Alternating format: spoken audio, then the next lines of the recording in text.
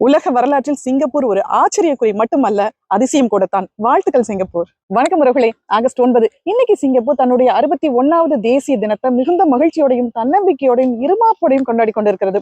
என்ன வளம் இல்லை இந்த திருநாட்டில், ஏன் கையை ஏந்த வேண்டும் வெளிநாட்டில் அப்படிங்கிற பட்டுக்கோட்டையாரோட கனமான வரிகள் ஒண்ணு எனக்கு இப்ப ஞாபகத்துக்கு வருது. இப்படி தன்னிடத்துல எந்த வளத்தையும் கொண்டிராத சிங்கப்பூர் இன்னைக்கு உலகமே வியந்து பார்க்கிற ஒரு நாடாக எப்படி இப்படி உயர்ந்து நிற்கிறது.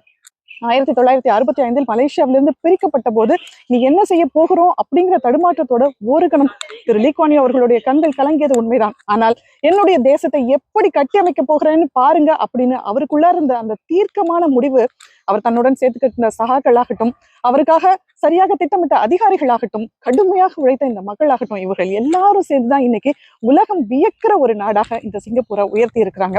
இன்னைக்கு சிங்கப்பூர் எல்லாருக்கும் தரமான மின்சாரம், குடிநீர், கல்வி, சாலை போக்குவரத்து, பாதுகாப்பு அப்படின்னு எல்லா விதங்களிலும், மருத்துவ வசதிகள் அப்படின்னு உலக தரத்துல எல்லாருக்குமான வீடு அப்படின்னு எல்லாரும் நிறைகளோட வாழ்ற ஒரு அருமையான தேசமாக உயர்ந்து நிற்கிறது. அது மட்டும் இல்ல, எல்லாரும் ஓர் நிறை, எல்லாரும் ஓர் குலம் அப்படிங்கிறதுக்கு ஏத்த மாதிரி எல்லாருமே சமம்தான்.